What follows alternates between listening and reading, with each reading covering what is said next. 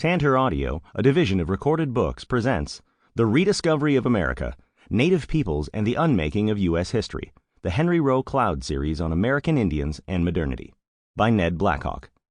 Narrated by Jason Grasl. Introduction.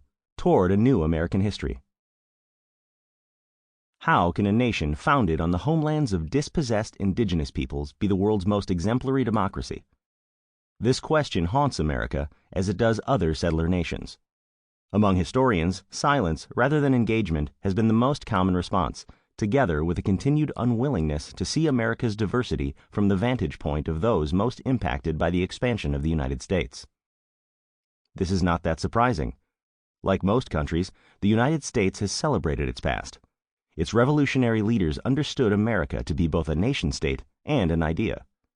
As George Washington wrote in June 1783, "The citizens of America, placed in the most enviable condition as the sole lords and proprietors of a vast tract of continent, comprehending all the various soils and climates of the world, and abounding with all the necessaries and conveniences of life, are now by the late satisfactory pacification acknowledged to be possessed of absolute freedom and independency. They are from this period to be considered as the actors on the most conspicuous theater, which seems to be peculiarly designed by Providence for the display of human greatness and felicity." Historians have largely followed suit in focusing on Europeans and their descendants. Puritans governing a commonwealth in a wilderness, pioneers settling western frontiers, and European immigrants huddled upon Atlantic shores. Scholars have long conflated U.S. history with Europeans, maintaining that the United States evolved from its British settlements. In more complex narratives, the multicultural America struggles to extend its national promise to every one of its citizens and live according to its founding proclamation that all are created equal. Despite assertions to the contrary, American democracy arose from the dispossession of American Indians. If history provides the common soil for a nation's growth and a window into its future, it is time to reimagine U.S. history outside the tropes of discovery that have bred exclusion and misunderstanding. Finding answers to the challenges of our time, racial strife, climate crisis, and domestic and global inequities, among others, will require new concepts, approaches, and commitments. It is time to put down the interpretive tools of the previous century and take up new ones. Even the word America refers to Europeans and discovery. In 1507, cartographers Matthias Ringman and Martin Waldseemüller renamed the recently encountered fourth part of the world after Americus Vespucci, its supposed discoverer. Unlike Columbus in the 1490s, in 1503 Vespucci claimed to have found not passage to Asia, but something more. He claimed to have discovered a new world. For centuries, America and the New World have been ideas that convey a sense of wonder and possibility made manifest by discovery, a historical act in which explorers are the protagonists. They are the drama's actors and subjects. They think and name, conquer and settle, govern and own. They are at the center of Washington's most conspicuous theater, just as Native Americans remain absent or appear as hostile or passive objects awaiting discovery and domination. Indigenous absence has been a long tradition of American historical analysis. Building upon a generation of recent scholarship in Indigenous history, this book joins the many scholars who are creating a different view of the past, a reorientation of U.S. history. A full telling of American history must account for the dynamics of struggle, survival, and resurgence that frame America's indigenous past. Focus upon Native American history must be an essential practice of American historical inquiry. Existing paradigms of U.S. history remain incomplete when they fail to engage the field. We need to build a more inclusive narrative, and this cannot be accomplished simply by adding new cast members to the dramas of the past. Our history must reckon with the fact that indigenous peoples, African Americans, and millions of other non-white citizens have not enjoyed the self-evident truths of equality, life, liberty, and the pursuit of happiness proclaimed at the nation's founding as inalienable rights belonging to all. Many people have remained historically excluded from the nation and exploited by its citizens. Native peoples were not granted U.S. citizenship until 1924. by which time the federal government had seized hundreds of millions of acres of land from native nations in more than 300 treaties. Tens of thousands of native peoples were killed by settler militias and U.S. armed forces during the Civil War era. And government-sponsored campaigns of child removal from reservation communities resulted in 40% of Indian children being forcibly separated from their families and taken to boarding schools by 1928. Pervasive violence and dispossession are more than sidebars or parentheses in the story of American history. They call into question its central thesis. The exclusion of Native Americans was codified in the Constitution, maintained throughout the antebellum era, and legislated into the 20th century. Far from being incidental, it enabled the development of the United States. U.S. history as we currently know it does not account for the centrality of Native Americans. Scholars have recently come to view African American slavery as central to the making of America, but few have seen Native Americans in a similar light. Binary rather than multiracial, conceptions dominate studies of the past in which slavery represents the antithesis of the American idea. Leading scholarship considers it both America's original sin and its foundational institution. In the American Book of Genesis, we are told in a recent best-selling history of the United States, liberty and slavery became the American Abel and Cain. But can we imagine an American Eden that is not cultivated by its original caretakers? Exiled from the American origin story, Indigenous peoples await the telling of a history that includes them. It was their garden homelands, after all, that birthed America. Building a new theory of American history is no small undertaking. It will take years and will require the labor of generations of contributors. It will need new themes, new geographies, new chronologies, and new ideas that better explain the course of American history. It is a simultaneous challenge and opportunity, one that falls particularly hard on tribal members who continue to bear the burdens of explaining Indigenous experiences, history, and policies to non-Native peoples. Encounter, rather than discovery, must structure America's origin story. For over 500 years, people have come from outside of North America to the homelands of Native peoples, whose subsequent transformations and survival provide one potential guide through the story of America. Native peoples collectively spoke hundreds of languages and lived in societies ranging from small family bands to large-scale empires with emperors and vassal subjects. Their encounters with newcomers began in well-documented form with Spanish explorers in the 1490s. Understanding the formation of the earliest American colonies requires seeing Indigenous societies in motion, not stasis. Like the oceans upon which newcomers traveled, North America's earliest colonies experienced waves of turbulence within pre-existing Indigenous geographies. From the foods they ate to the economies that sustained them, colonists depended on Indigenous peoples.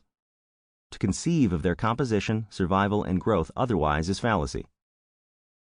Indigenous imperial relations explain the distinctions among Europe's American colonies, several of which, including colonial New Mexico, had been a part of European empires longer than they have been a part of the United States. As the following chapters note, European contact sent shockwaves across Indigenous homelands, reverberating in many forms, some of them undocumented. Scholars have spent over 50 years attempting to measure the impacts of these intrusions. They suggest that the worlds of Native peoples became irrevocably disrupted by the most traumatic development in American history: the loss of Indigenous life due to European diseases. Epidemics tore apart numerous communities and set in motion large-scale migrations and transformations. North America's total population nearly halved from 1492 to 1776, from approximately 7 or 8 million to 4 million. The almost unimaginable scale of death and depopulation calls into question celebratory portraits of the nation's founding, and also helps to explain the motivations for American Indian trade, diplomacy, and warfare, all of which shaped the evolution of European settlements. From the rise of New France in 1609 to the colonization of California in 1769, the economic, diplomatic, and military influence of American Indians were key factors in imperial decision-making. The treaties with indigenous nations ratified by the U.S. Senate constitute the largest number of diplomatic commitments made by the federal government throughout its first century. These truths show that it is impossible to understand the United States without understanding its indigenous history. Revising interpretations of the past is an inherent part of the study of history, and as each generation reinterprets, it does so in response to new circumstances, ideas, and conditions. In the early 21st century, a new paradigm, settler colonialism, became popularized by Commonwealth scholars dissatisfied with historical frameworks that naturalize the process of Anglophone global expansion. Committed to assessing colonialism as an ongoing process, these scholars launched new methods, concepts, and historical approaches that centered upon indigenous peoples. They called into question the founding narratives of nation-states, exposing how mythologies like the Puritan errand into the wilderness or the democratic nature of frontier settlements do more than erase indigenous peoples. They turn history itself into nature and excise the violence of colonialism. Moreover, as Commonwealth nations such as Australia and Canada offer national apologies and establish truth and reconciliation commissions to assess their respective histories of indigenous forced acculturation, many have asked the historical community to examine the broader question of indigenous genocide. Using the definitions established by the UN Convention on the Prevention and Punishment of the Crime of Genocide, 1948, historians have located genocide across Native American history. Identifying American history as a site of genocide complicates a fundamental premise of the American story. Indeed, histories of Native America provide the starkest contrast to the American ideal. Native American studies scholars often view the conquest of the Americas as an ongoing process marked by mass violence that connects diverse Native nations. This book seeks to move toward reconciling these contested meanings of America.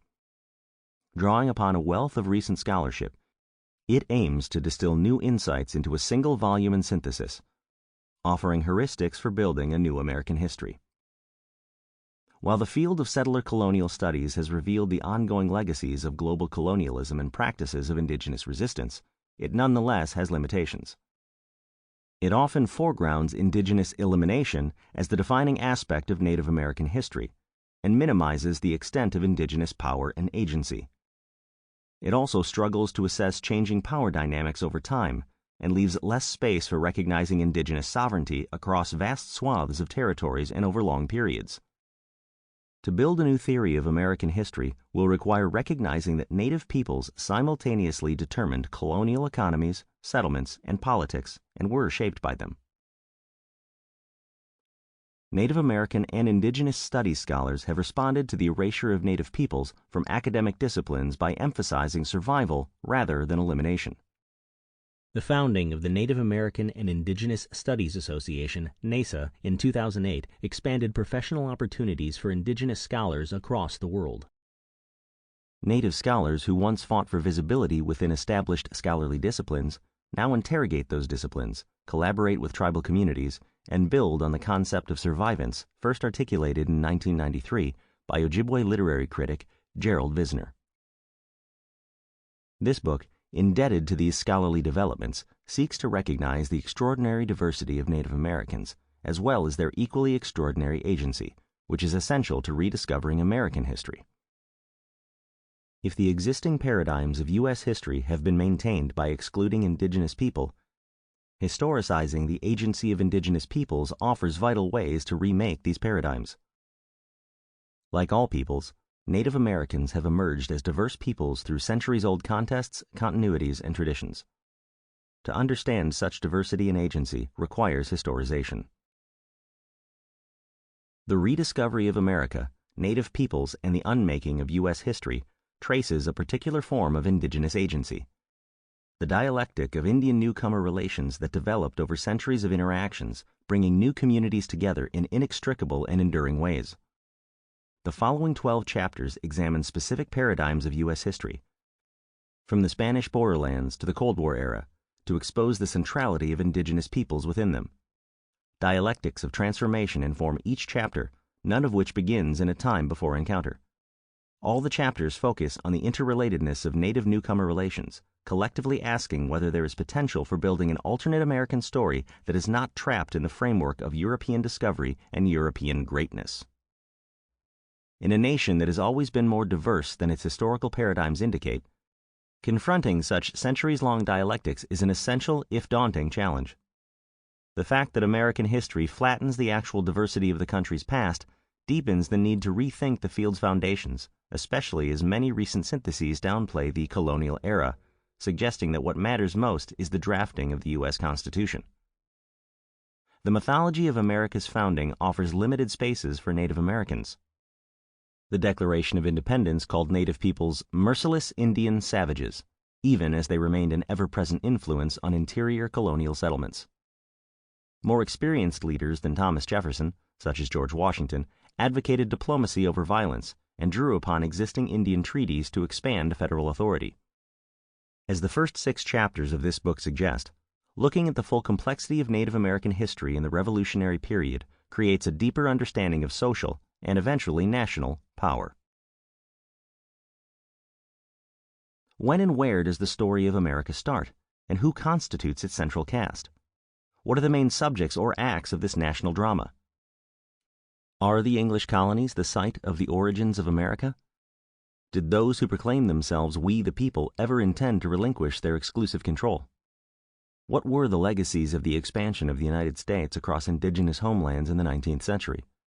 How have Native nations responded to the overwhelming presence of federal power within their everyday lives? Scholars have worked for generations to answer these questions, and starting in the late 20th century, scholarly as well as tribal projects began to expose a rich historical universe that had been previously neglected. From the Macaw Cultural and Research Center in Neah Bay, Washington, to the Mashantucket Pequot Museum and Research Center in Mashantucket, Connecticut, for example, nearly 200 tribal museums and cultural centers now articulate the histories of these respective Native communities. New source materials, oral traditions, ethnographies, indigenous languages, and the archival records from multiple empires have also helped create new historical and literary studies. Native Americans have now emerged from the shadows of historical neglect in their full complexity, living in varied societies, speaking centuries-old indigenous languages, and governing often vast territories. Many continue to live in the homes of their ancestors and tend gardens that predate European arrival, such as the 21 Pueblo Indian nations of Arizona and New Mexico, who maintain North America's oldest continuously inhabited communities. This rediscovery of American history continues to swell. Each year, new courses, publications, and partnerships between tribal communities and non-tribal institutions continue to shape the practices of researchers, teachers, tribal members, and students of all ages who yearn for more accurate, multiracial histories. Tribal governments have grown in their size and capacities, providing the clearest example in American politics of the inherent sovereignty of tribal communities. Some, like the Navajo Nation, govern hundreds of thousands of citizens across millions of acres. Others employ thousands of native and non-native workers in their industries and economies. These nations reside within the borders of the United States, where they maintain autonomy, sovereignty, and power in concert with the federal government. If our schools and university classrooms are to remain vital civic institutions, we must create richer and more truthful accounts of the American Republic's origins, expansion, and current form. Studying and teaching America's indigenous truths reveal anew the varied meanings of America. This book seeks to reorient U.S. history by readdressing the absence of American Indians within it. Covering 500 years of history, it builds on the work of many other scholars while recognizing that not all peoples, themes, and places can be held within a single study. American history developed out of the epic encounter between Indians and European empires and out of the struggles for sovereignty between Native peoples and the United States. American Indians were central to every century of U.S. historical development. The Rediscovery of America, Native Peoples, and the Unmaking of U.S. History seeks to combine multiple streams of U.S. and Native American history. Rather than seeing U.S. and Native American history as separate or disaggregated, this project envisions them as interrelated. It underscores the mutually constitutive nature of each. The two are and remain interwoven.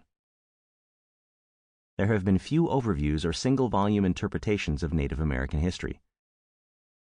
Even as the temporal, spatial, and ethnographical diversity of the subject has made a single interpretation difficult, scholars, teachers, and educators have developed new interpretive paradigms, fashioned new regional histories, and contributed to a vast rediscovery of new periods, places, and themes.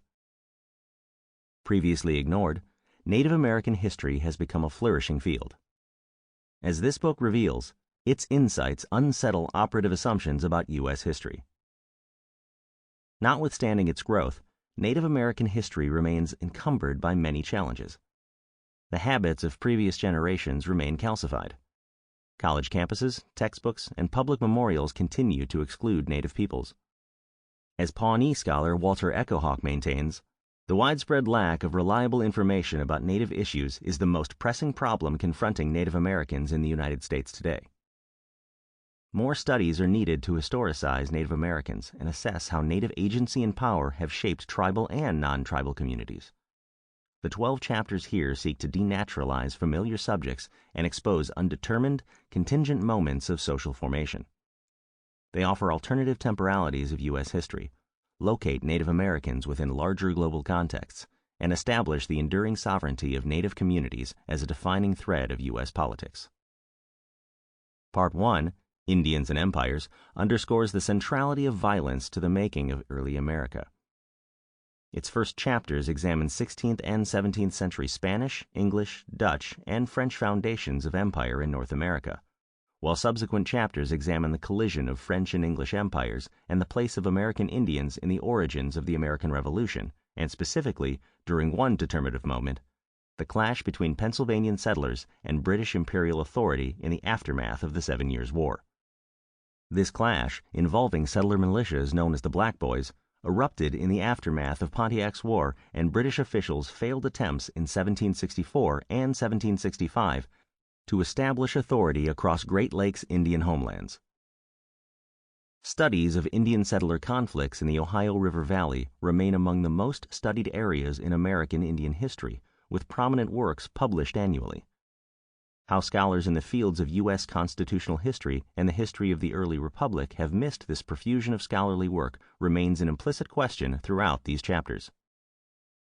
Part 1 closes with Colonialism's Constitution, which provides a suggestive bridge to Part 2, Struggles for Sovereignty, arguing that it is impossible to understand the making of the U.S. Constitution outside the context of Native history. The chapter analyzes the emerging structures of national governance in the Articles of Confederation and later in the U.S. Constitution, highlighting how the Federalist system arose out of efforts to incorporate interior lands, the use of the inherited treaty-making powers of the Articles to negotiate land cessions, and the establishment of the supremacy of federal authority over Indian affairs. In the minds of many founders, the constitutional position of Native peoples was akin to that of foreign nationals, as the Commerce Clause of the Constitution suggests. The Congress shall have power to regulate commerce with foreign nations and among the several states and with the Indian tribes. This founding perspective reflected the philosophies of Native people who have advocated now for centuries for recognition of their autonomous but shared jurisdiction with the federal government. The history of the Republic and of tribal nations has remained indelibly shaped by this constitutional distinction. The following chapters in Part 2 focus on the struggles of sovereignty between the United States and Native nations. They assess U.S. democracy, racial formation, and Indian removal through a comparative and relational lens, and highlight how Indian affairs remained at the center of early U.S. statecraft. Two of the United States' earliest foreign policy determinations, Jay's Treaty and the Louisiana Purchase, evolved from treaty-making practices that started with Indians. These findings suggest the need to reorient 19th century U.S. history away from its usual focus on eastern North America and to highlight continental transformations attending U.S. expansion.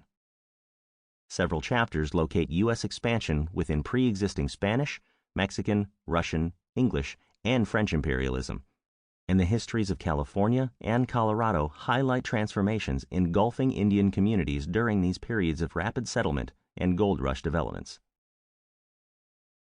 The later chapters in Part 2 highlight Native American responses to the growth of U.S. power after the Civil War. During Reconstruction, new institutions of federal authority, the Army, treaty makers, and other agents of Indian affairs, created vast structures across Western America. Forts, reservation agencies, and boarding schools inaugurated the reservation era, 1870s to 1920s, when federal leaders such as U.S. Army Captain Richard Henry Pratt, the founder of the Carlisle Indian Industrial School and architect of its military-style pedagogy, sought to transform Native people by removing children from their families and destabilizing tribal governments. As these chapters highlight, for half a century, displacing children and alienating reservation lands defined U.S. policy. Over 75,000 children were removed to federally funded boarding schools, and nearly 100 million acres of reservation lands became further dispossessed. By 1912, Congress had placed Indian communities under its absolute jurisdiction and control, as Public Law 219 established. This doctrine of congressional authority over Indian affairs, known as plenary power, lies at the heart of these chapters. In the late 19th and early 20th centuries, a new generation of Native American activists responded to these intrusions, and the book's last chapters examine how such activism shaped the contours of federal policy, particularly during the Indian New Deal and Cold War era. The analysis draws on studies of reservation activism, the Society of American Indians, SAI, and the publications by its leaders, including Laura Cornelius Kellogg, Oneida, Zikala Shah, Dakota, Henry Rowe Cloud, Ho-Chunk, and Elizabeth Bender Cloud, Ojibwe, among others. As a generation of activists confronted governmental intrusions and false promises, their efforts challenged mythologies of American innocence and sought new interpretations of history. Kellogg's advocacy was steeped in efforts to restore historic practices of Indigenous governance, particularly the gendered forms of authority within Iroquois, Haudenosaunee communities. Rowe Cloud, Bender Cloud, and other SAI members developed intertribal, coalition-building institutions that proved essential throughout the Cold War. Bender Cloud became the only co-founder of the two primary national Indian rights organizations of the modern era, the SAI in 1911 and the National Congress of American Indians, NCAI, in 1944. The book concludes with assessments of the surprising paradoxes of Native resurgence in the 20th century. In addition to foregrounding the agency of Native peoples, this examination invites scholars to see Native actors as agents in complex and contradictory structures. Federal Indian relations have enmeshed Native nations in challenging doctrines of law and policy, particularly during two recent eras, termination, 1953 to the 70s, and self-determination, 1975 to the present. This history highlights the challenges inherent in the exercise of tribal sovereignty, and it begins by showing how New Deal-era reforms were initially used against Native nations by Senate and federal leaders such as Bureau of Indian Affairs, BIA, Commissioner Dylan Meyer. These officials tied the prospects for land settlements to acceptance of policies designed to terminate tribal sovereignty. As termination undermined Native nations, it fueled a generation of Indian activists, including reservation leaders such as Ada Deer, Menominee, and urban and non-reservation members, including those in the American Indian Movement, AIM. At the close of the 1960s, Native activists seized not only Alcatraz Island in San Francisco Bay, but also the United States' attention, landing Indigenous militancy and activism on the front pages. Such activism proved essential in transforming national policies, aided by the legislative advocacy of Native leaders such as Deer. The last decades of the 20th century revealed the radical potential of reform movements. To navigate the structures of U.S. dominion required engaging with its institutions of lawmaking, specifically Congress and the federal courts. Native peoples have long sought redress through both formal and informal processes. Advocacy and activism have often been two sides of the same coin within Native politics.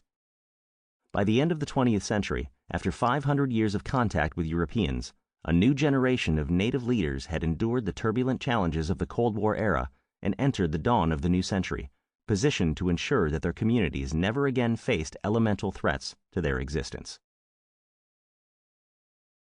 Part 1. Indians and Empires. 1.